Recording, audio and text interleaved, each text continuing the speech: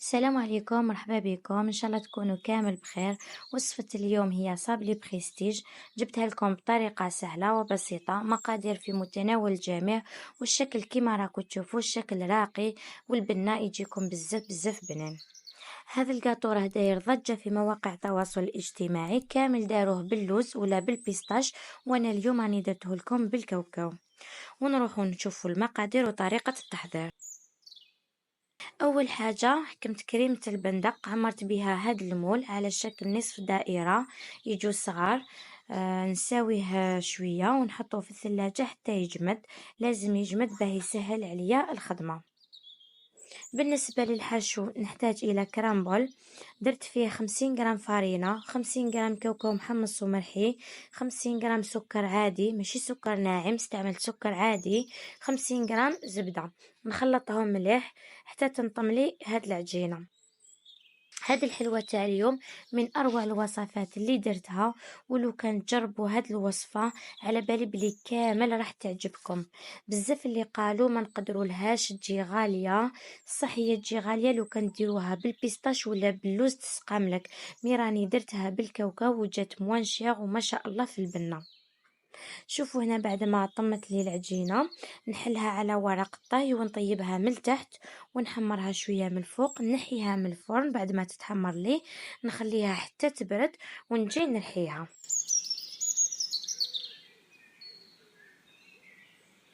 من جهة أخرى نجي نوجد كريمة الكرومبل.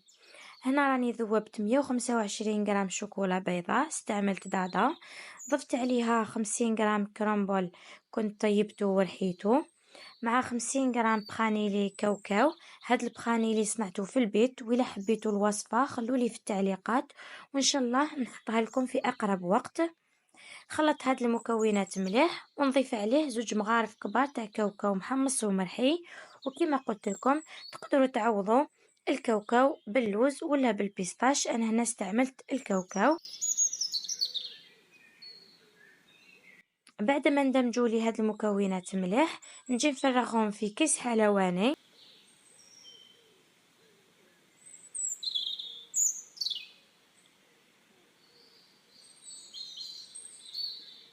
وهنا حكمت هذا النوع تاع ليمول، استعملت مول السيليكون، نتوما استعملوا اي نوع يساعدكم.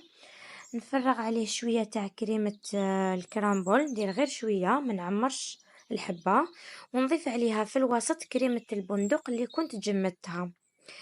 شوفوا بعد ما جمدتها تجيني سهله في الخدمه، ما تغبنيش كامل. ونكمل نحط هكا الحبيبات في الوسط، ونكمل نعمر ليمون بالكريمه تاع الكرامبول ونساويهم مليح، نحطهم في الثلاجه حتى يجمد. يعني طريقه سهله وما تشدش كامل.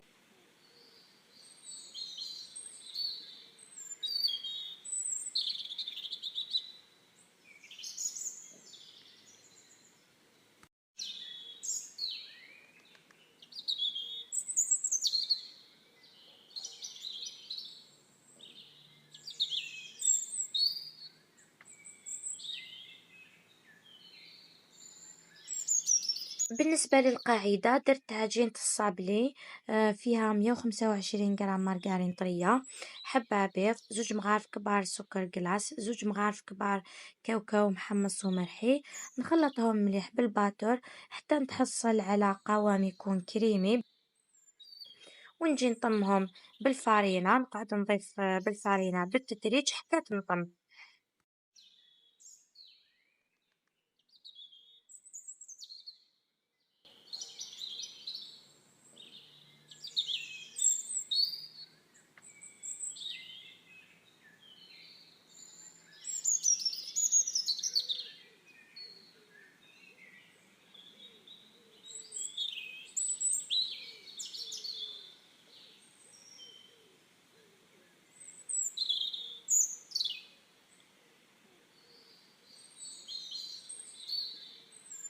هنا بعد ما طميت العجينة نغطيها ونخليها ترتاح شوية، من الأحسن نخليها حوالي نصف ساعة حتى ساعة في الثلاجة.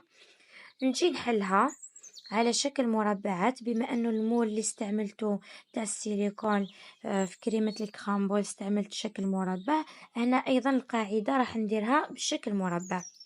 استعملت هذا الطابع، طبعت كامل العجينة، حطيتها في سنيوة، طيبت الصابلي تاعي من الفوق ومن التحت، حمرته شوية خدالي لا كولور دوغي، خليت الصابلي تاعي حتى يبرد ونجو للمرحلة الأخيرة اللي هي مرحلة التزيين.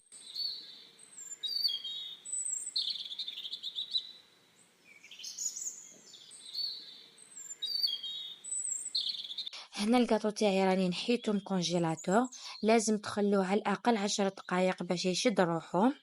شوفوا نجيبو موس نفوتوه على الأطراف غير بالعقل، ونعاون روحي من التحت نطبع الحبة تاعي من التحت بالأصابع اليد، تم تطيح الحبة. شوفوا الطريقة جد سهلة، وهكا نكملو كامل الكمية اللي عندنا.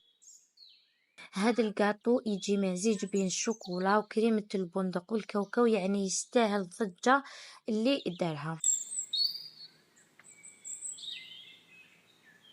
وبالنسبة للتزيين يقعد دائما تزيين اختياري. أنا استعملت كمية حوالي 2 مغارف كبار تاع جلوكوز، دفيتهم شوية، خديت كمية تاع اللوز، كسرته هكا بطريقة عشوائية، خلطته مليح. هنايا حكمت الحبة تاع الصابلي، درت عليها كمية تاع الشوكولا، ولصقت الصابلي، نلصق الحبات، نكمل كامل هاد الصابلي نلصقهم.